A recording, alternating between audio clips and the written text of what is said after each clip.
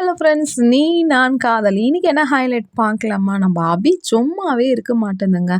ராகவ மனசுக்குள்ள அவ்வளோ கொள்ள அளவு ஆசை வச்சுக்கின்னு, இங்கே வந்து ராகவ் விரும்பின பொண்ணை வந்து வீட்டுக்குள்ள இருக்கிறாங்க. அவங்கள கல்யாணம் பண்ணி கொடுக்கணும்னு அப்பா ஒரு பெரிய மனசுல வந்து நம்ம அபி வந்து ராகவ் விரும்பின பொண்ணுகிட்ட போய் பேசுறாங்க. அப்ப அவங்க சொல்லுவாங்க, இல்லைங்க முன்ன மாதிரி ராகவ் இல்லை, இப்போல்லாம் என்னை ரொம்ப அவாய்ட் பண்ணுறாரு. நம்ம தான் அதுக்கு அபி வந்து சொல்லுவாங்க, நீங்கள் ஏன் அப்படி நினச்சிக்கிறீங்க?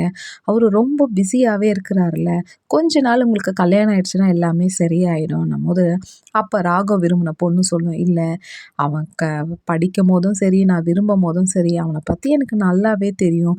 இப்போ வந்து அவன் ரொம்ப பேஸ் வந்து மெயின்டைன் பண்ணுறான், என் கூட பேச மாட்றான், என் கூட எப்போ பாரு அவனுக்கு காப்பி பிரியம் வேற, எங்கே எப்போ கூப்பிட்டாலும் காப்பிக்கு கூட வந்துடுவான். நான் அதையும் சொல்லி கூப்பிட்றேன், எதையுமே வேண்டான்னு சொல்லும்போது நம்மளுக்கு தெரியும்ல, இவங்க வந்து நம்மள அவாய்ட் பண்ணுறாங்க நல்லாவே தெரியும்னும் போது, இதை வந்து அபிகிட்ட அந்த பொண்ணு சொல்லும் போது அபிக்குள்ள ஒரு சந்தோஷம் வந்தாலும் ஆனாலும் ராக விரும்புகிற பொண்ணை கல்யாணம் பண்ணி வச்சே ஆகணும்ன்ட்டு அபி வந்து ரொம்ப ஸ்டெபனாக இருக்கிறாங்க.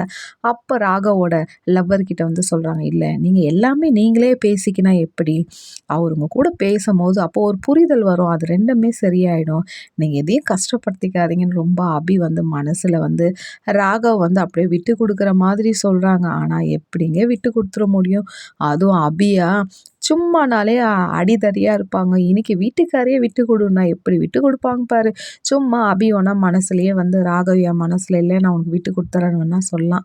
ஆனால் எனக்கு அபியும் ராகவோட கேரக்டர் தாங்க ரொம்ப பிடிக்குது. உங்களுக்கு ராகவும் அபியும் ஒன்று சேரன்ற வந்து லைக் பண்ணி கமெண்ட் பண்ணுங்க. அப்போ அபி வந்து சொல்லும், சரி நீங்கள் போய் ராகவுக்கு பிடிச்சதெல்லாம் செய்து வைங்க, ராகவ் வந்தவொடனே சாப்பிட்டு உங்ககிட்ட பேசுவார் பாருன்னு அபி ஐடியா கொடுக்குது.